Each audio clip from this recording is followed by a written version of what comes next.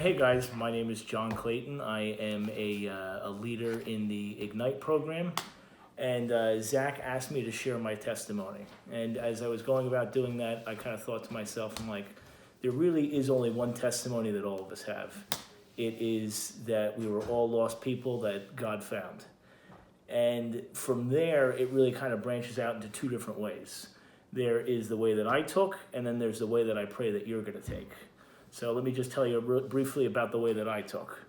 So I was about your age, and I decided I wanted really nothing to do with God because God was always presented to me as the thou shalt not.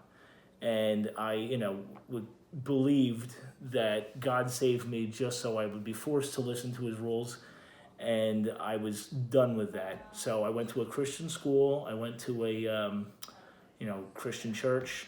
By the time I went to college, I wanted nothing to do with that. I went into the engineering field, thought I had a big job lined up right out of college, and things didn't end up going my way. And then at that point, I started to get more angry with God because I felt that he was hindering me. And then we found out we were going to have my daughter Haley, and I had to, not look in my field, and I started to get more and more angry with God because I felt that he was getting in the way of my plans. And the resentment towards God at that point just started getting larger and larger, to the point where Christian was probably about a year old at the time.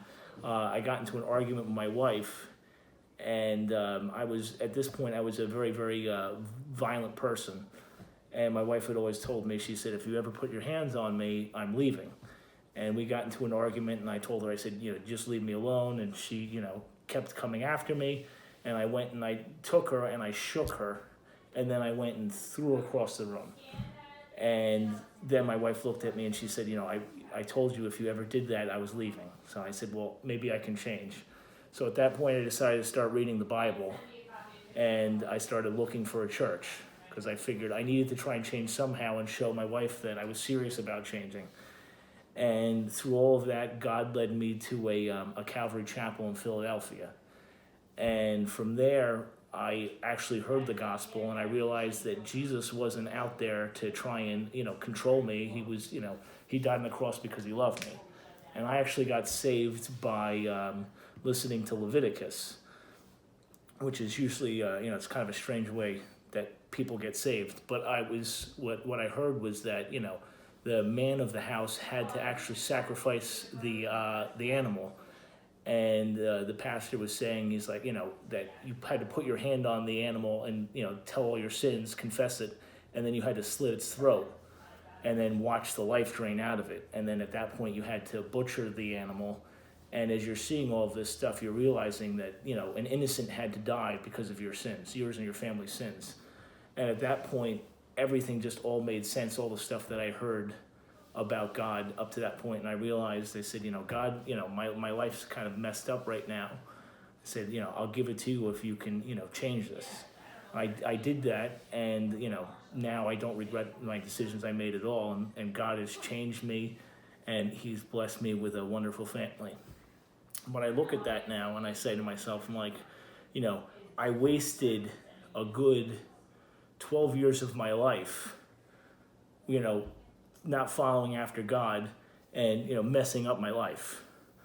And then I look at I look at you guys and think to myself, I'm like, if you guys choose not to do that, you're going to end up being somebody like Daniel, Joseph, or Mary. And you look at them, and I'll share a verse with you, Daniel chapter 1, verse 8. And it says, but Daniel purposed in his heart that he would not defile himself with a portion of the king's meat, nor with the wine which he drank.